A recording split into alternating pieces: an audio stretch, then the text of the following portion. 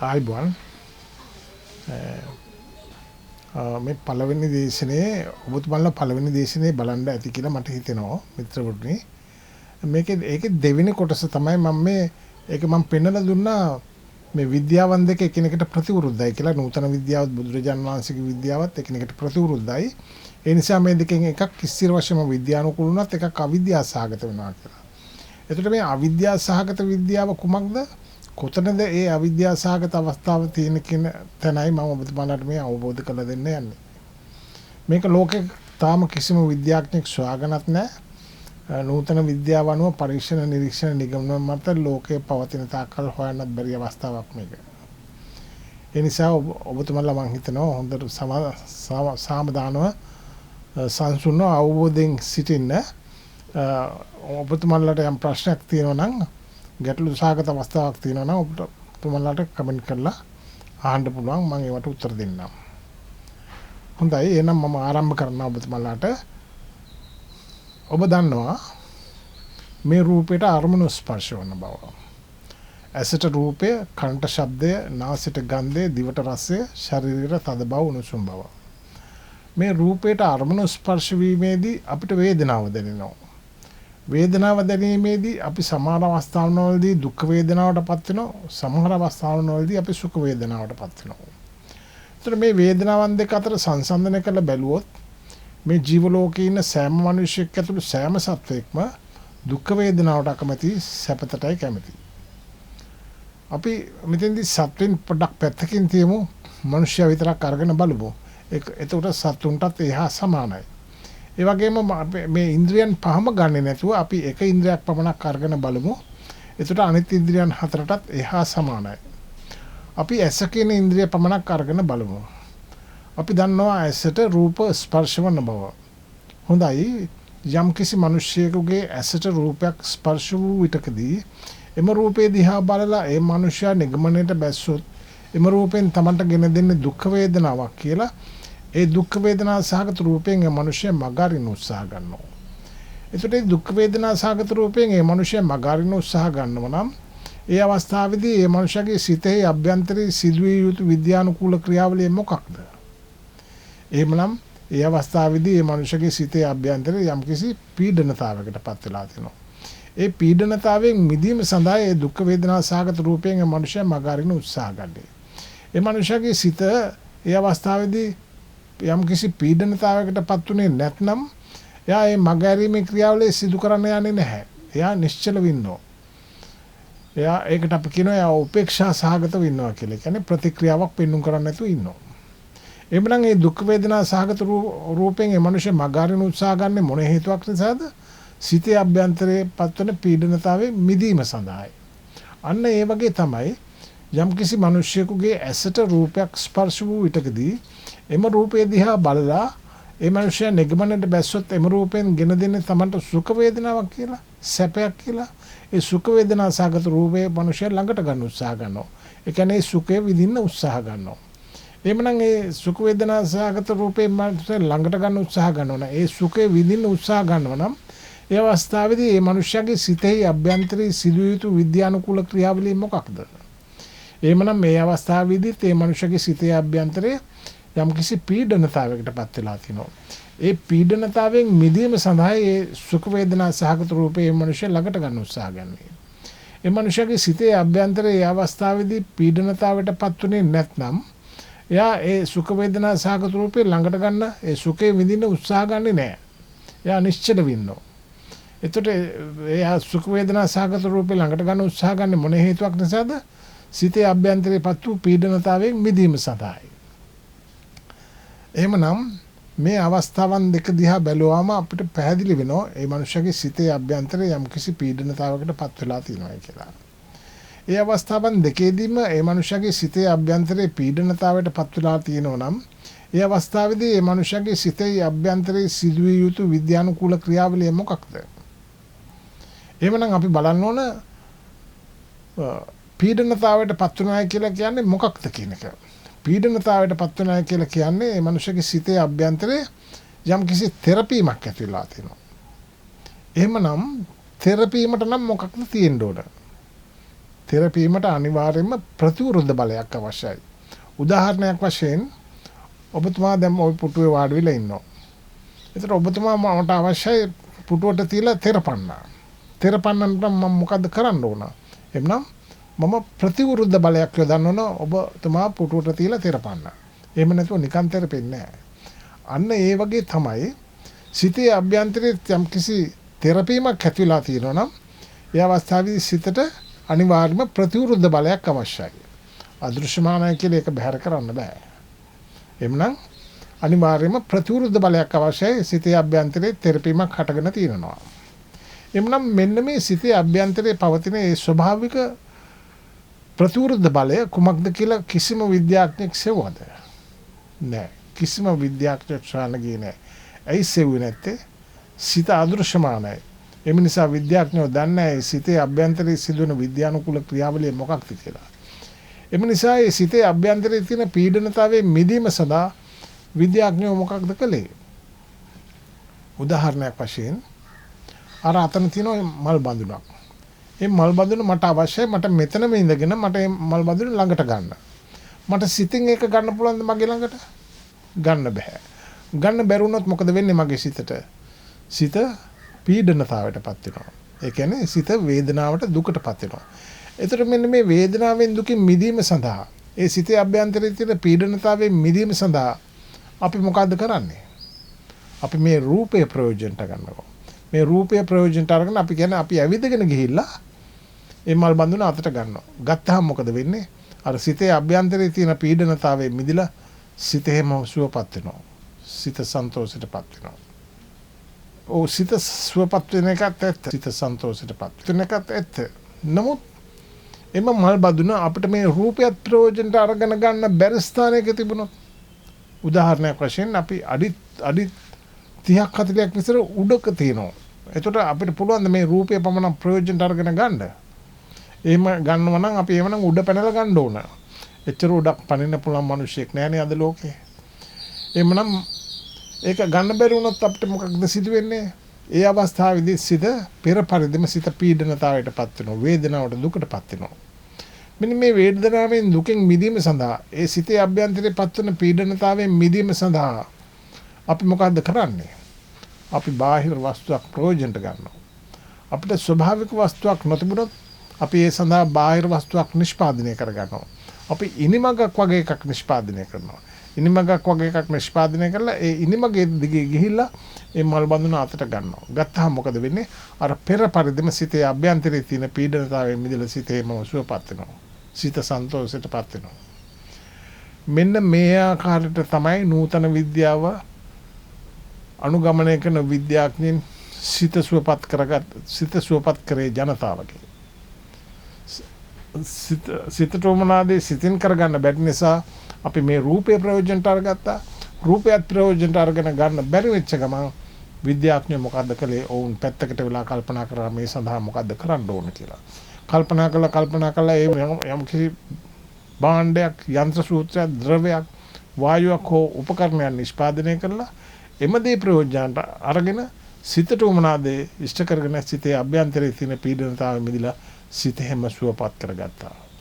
මේ දක්වා විද්‍යාඥයෝ සිත සුවපත් කරගත්තේ ඔන්න වගේ ක්‍රමවේදයකට තමයි. නමුත් එහි දියුණුව සමගම දැන් මොකද්ද ලෝකෙට වෙලා තියෙන්නේ? දැන් මේ මුළු ජීව ලෝකෙම සමතුලිතතාවයේ බිඳලා ලෝකේ විනාශය කරා ගමන් කරනවා. මෙන්න මේ සමතුලිතතාවයේ බිඳිනවා කියන එක ගොඩාක් දෙනෙක් දන්නේ නැහැ. ඒ නිසා පොඩ්ඩක් ඒ ගැන මම බුද්ධමාලාට පොඩි විග්‍රහයක් කරන්නම්. සමතුලිතතාවයේ බිඳිනවා කියලා කියන්නේ මේක ජීව ලෝකයක්. මේක ජීවින්ට පවතින ලෝකයක්. ජීවින්ගේ පැවැත්ම සඳහා පවතින ලෝකයක්. ඒකට ජීවින්ගේ පැවැත්ම සඳහා පවතින ලෝකෙහි ජීවින්ගේ පැවැත්මට හිතකරව පවතින ස්වභාවික ක්‍රියාවලියන් වෙනස් වෙමින් පවතින එකට පරස්පර විරෝධීව ක්‍රියාත්මක වෙන එකට. ඒ කියන්නේ ප්‍රතිවිරුද්ධ අතර ක්‍රියාත්මක වෙන එක. ඒ කියන්නේ ජීවිනුත් පරිසර පද්ධතියත් විනාශයටපත් වීම ආකාරයට ක්‍රියාත්මක වීම තමයි ලෝකයේ සමතුලිතතාවයේ බිඳිනවා කියලා කියන්නේ. මේකේ ප්‍රධානම ව්‍යසනය තමයි ඕසෝන ස්තරයේ විනාශයටපත් වීම. ඕසෝන ස්තරයේ විනාශයටපත් වුණොත් අපිට චර්ම පිළිකා හැදෙනවා. පරිසර පද්ධතියම ඒ වගේම චර්ම පිළිකා හැදෙනවා, ඇයි සුද ඇති වෙනවා, පරිසර පද්ධතියම විනාශයටපත් වෙනවා. පරිසර පද්ධතිය සමතුලිත කරන ජීවීන් විනාශයටපත් වෙනවා. ඒ සතුන්ගේ බිත්තර විනාශයටපත් වෙනවා. ඒ වගේම තමයි වායුගෝලයේ දිගින් දිගටම උණුසුම් වෙනවා. වායුගෝලයේ දිගින් දිගටම දූෂ්‍ය වෙනවා. ඒ වගේම වර්ෂාව වෙනුවට අම්ල වැසි වහිනවා. ඒ වගේම ස්වභාවික විපත් ශීඝ්‍ර ලෙස වැඩි දියුණු වෙමින් පවතිනවා. ඒ වගේම විස බීජ වර්ග සුළඟින් බෝ වෙන්න ගන්නවා. ඒ වගේම සතුන්ගෙන් බෝ වෙන්න ගන්නවා. ඒ වගේම භෝගවගාල් විනාශ කරන කෘමීන් බෝ වෙන්න ගන්නවා. වල් පැලෑටි බෝ වෙන්න ගන්නවා. සුළඟින් රෝග බෝ වෙන්න ගන්නවා. ඒ වගේම ස්වභාවික විපත් ශීඝ්‍ර ලෙස වැඩි දියුණු වෙමින් පවතිනවා.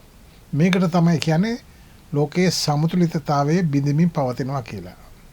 මෙන්න මේ සමතුලිතතාවයේ බිඳීම හේතු කොටගෙන විද්‍යාඥයින් පසුගිය අවුරුදු දශක කිහිපයකට ඉස්සෙල්ලා කෝපන්හැගන් වල රටවල් 192ක් එකට එක්කාසු වෙලා සාකච්ඡා පැවැත්වුව, පරීක්ෂණ පැවැත්වුව මේ සමතුලිතතාවයේ බිඳීමට හේතු සාධක වූ තනි හේතු සොයා ගැනීම සඳහා. නමුත් එතුමන්ලට ඒක සොයා ගන්න බැරි වෙලා තියෙනවා. ඒ නිසා එතුමන්ලා කියනවා මේ ලෝකයේ සමතුලිතතාවයේ බිඳීම හරීම බොතෝ කෝටික ප්‍රශ්නයක්. ඒ වගේම මේ අවස්ථාව හරීම අර්බුදකාරී අවස්ථාවක්. මේකට තනි හේතුවක් අපිට තාම සොයා ගන්න බැරි වුණානේ.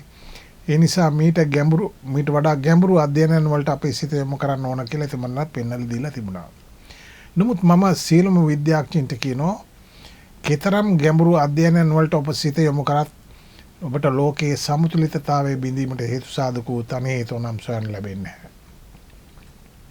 ඒ නිසා මම ඔබට ඉදිරිපත් කරන්නම් ලෝකයේ සමතුලිතතාවයේ බිඳීමට හේතු සාධක වූ තනි හේතු කුමක්ද කියලා. පළමුවෙන්ම මම ඔබට අවබෝධ කරලා දුන්නා මේ මනුෂ්‍යයා දුක් වේදනා සහගත අවස්ථාවේදී මගහරිනවා, සුඛ වේදනා සහගත අවස්ථාවේදී ළඟට ගන්න උත්සාහ කරනවා කියලා. ඒතර මේ ක්‍රියාවන් දෙක සිද්ධ කරගන්නේ මොන හේතුවක් නිසාද? මම පෙන්නලා දුන්න ඔබට සිතේ අභ්‍යන්තරයේ තියෙන පීඩනතාවෙන් මිදීම සඳහා කියලා. එතකොට මේ පීඩනතාවට පත් වෙනවා කියලා කියන්නේ මොකක්ද කියන එක මම ඔබට තේරුම් කරලා දුන්නා.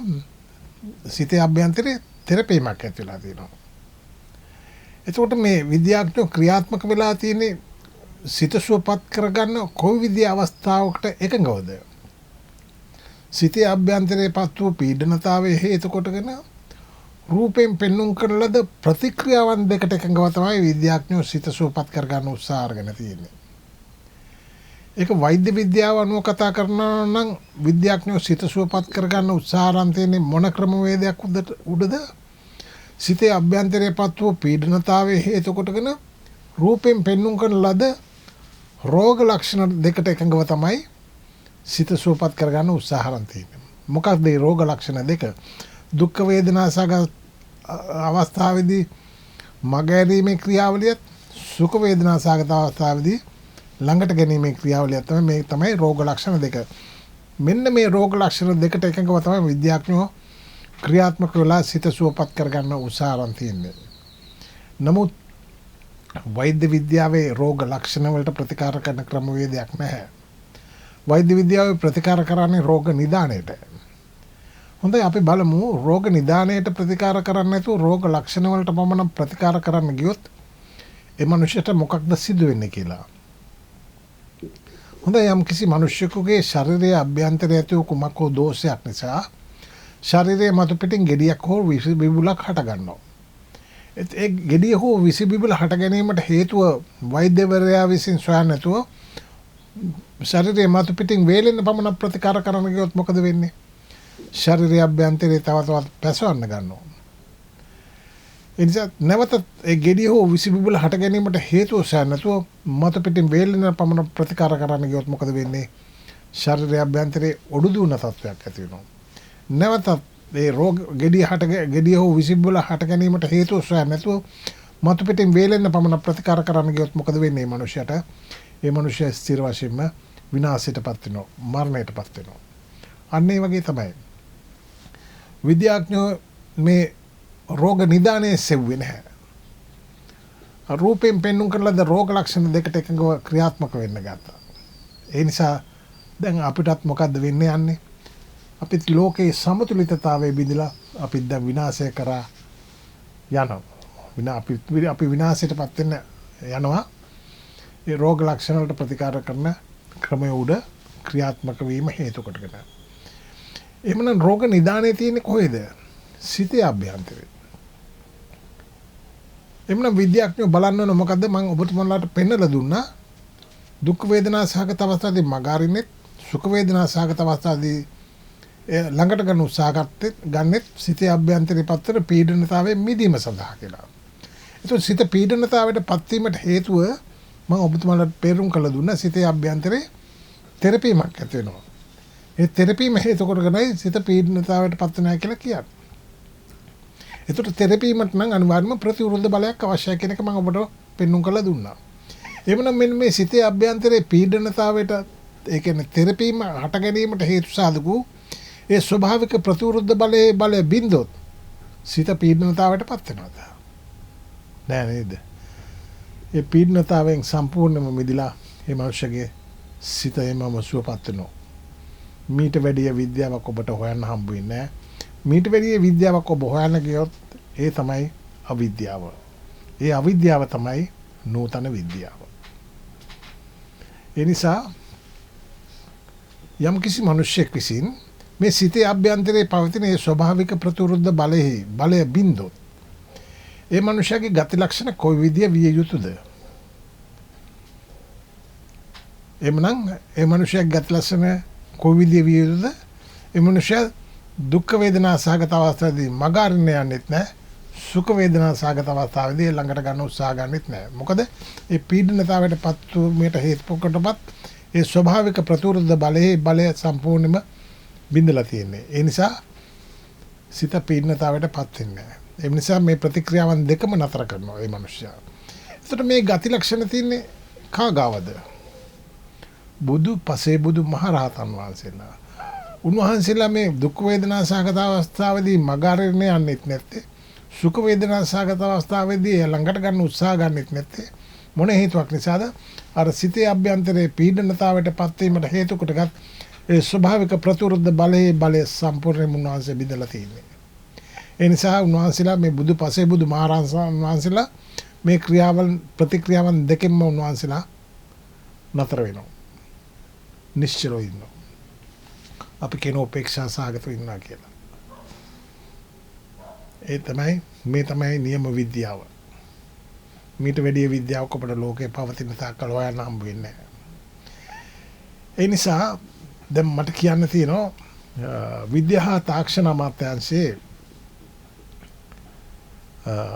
මහාචාර්ය ක්‍රිෂාන්ත අබේසේන ඇමතිතුමාට ඔබතුමා මාව ප්‍රතික්ෂේප කරා පරීක්ෂණය නිරීක්ෂණය නිගමනය මත කරුණු අවබෝධ කරලා දෙන්නේ නැත්නම් දේශනේ තියන්න අවකාශය ලබා දෙන්න බෑ කියලා. ඒ නිසා මම කියන ඔබතුමා පුළුවන් නම් ඕනම විද්වත සමග එකව වෙලා විද්වතුන් පිරිසකාරමක හෝ එක්කාසු වෙලා පුළුවන් නම් හොයන්න මේ තැන.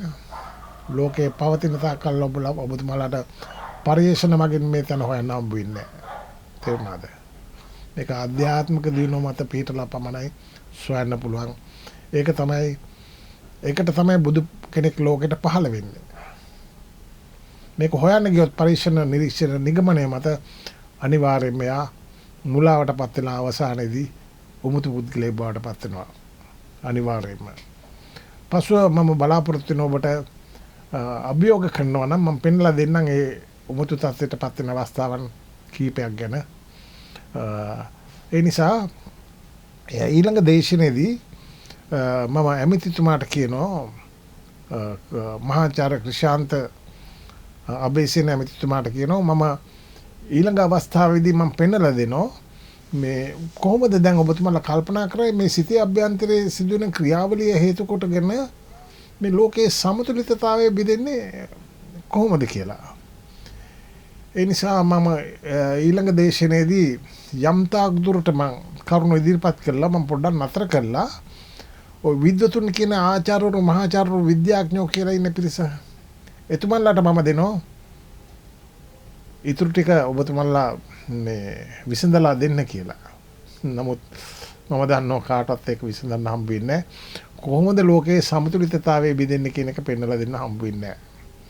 මොකද ඔබතුමාලා සියලුම දෙනා මායා දැලක පැටිලිලා ඉන්නේ. ඒක බුදුරජාණන් වහන්සේ දේශනා කළා තියෙනෝනේ ඔබ මායා දැලක පැටිලිලා ඉන්නවා කියලා. අපි ඒ නිසා බලමු අපි මම යම් තාක් දුරට කරුණු ඉදිරිපත් කළා. මම නතර කළා ඒ විද්වතුන්ට දෙනවා ඊට ටික විසඳලා දෙන්න කියලා. සිතේ අභ්‍යන්තරයේ සිදුවන ක්‍රියාවලිය පෙන්වලා දෙන්න කියලා. ඒ කියන්නේ උදාහරණයක් වශයෙන් දැන් භාණ්ඩ යන්ත්‍ර සූත්‍ර ද්‍රව්‍යයන් වායුන් ඒ වගේම උපකරණ මේ නිෂ්පාදනය කිරීම හේතු කොටගෙන මේවා ප්‍රයෝජනට ගත්තාම මේවායින් අපේ සිත සුවපත් වෙනවා. සිත සුවපත් වෙන එක ඇත්ත. එතනදී ඊට පස්සේ මම දෙනවා සිතේ අභ්‍යන්තරයේ සිදුවන ක්‍රියාවලිය පෙන්වලා දෙන්න කියලා. මම කියනවා ඇමතිතුමාට මහාචාර්ය ක්‍රිෂාන්ත අබේසිංහ ඇමතිතුමාට මම කියනවා පුළුවන් නම් ඒ අභ්‍යන්තරයේ සිදුවන ක්‍රියාවලිය පෙන්වලා දෙන්න. කොහොමද ලෝකයේ සමතුලිතතාවය බෙදෙන්නේ කියන. ඒ නිසා අපි ඊළඟ දේශනේ බලමු.